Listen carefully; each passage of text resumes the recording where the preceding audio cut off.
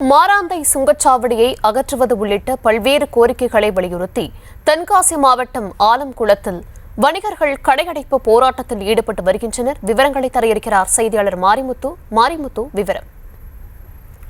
நிச்சயமாக தென்காசி மாவட்டம் ஆலங்குளத்தில் பல்வேறு அம்ச கோரிக்கைகளை வலியுறுத்தி வியாபாரிகள் சங்கம் சார்பில் இன்று ஒருநாள் கடையடைப்பு போராட்டமாக நடைபெற்று வருகிறது.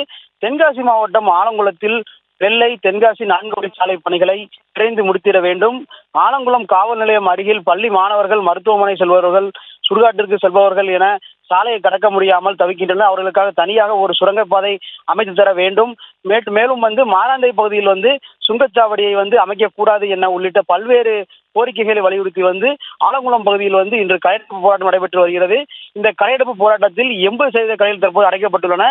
இதனால் இந்த பகுதியை மிகவும் வெறிச்சோடி காணப்படுகிறது. விவரங்களுக்கு நன்றி மாரிமுத்து.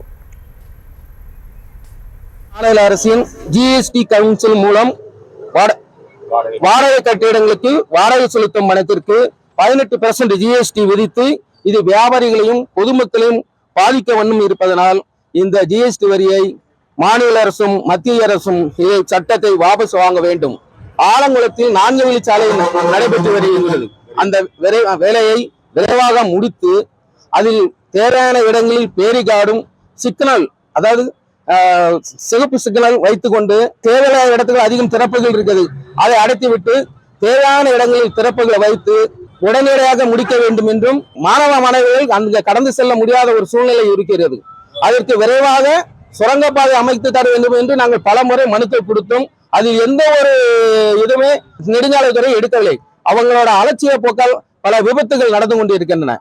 இதை கண்டிக்கும் விதமாக சுடுகாடுகள், இடுகாடுகள், பல கல்வி சாலைகள் எல்லாம் இருப்பதனால் அதுக்கு உடனடியாக ஒரு தீர்வு காண வேண்டும் என்று ஆலங்குளம் நகர வியாபாரி சங்கம் நெடுஞ்சாலைத்துறையை மன்மையாக கண்டித்து அது சரியான முறையில் சிறப்பாக முடித்து தரவில்லை என்றால் நாங்கள் மாபெரும் இன்னொரு போராட்டத்தை அறிவிக்கும் என்பதை இந்த இடத்தில் தெரிவித்துக் கொள்கிறோம்.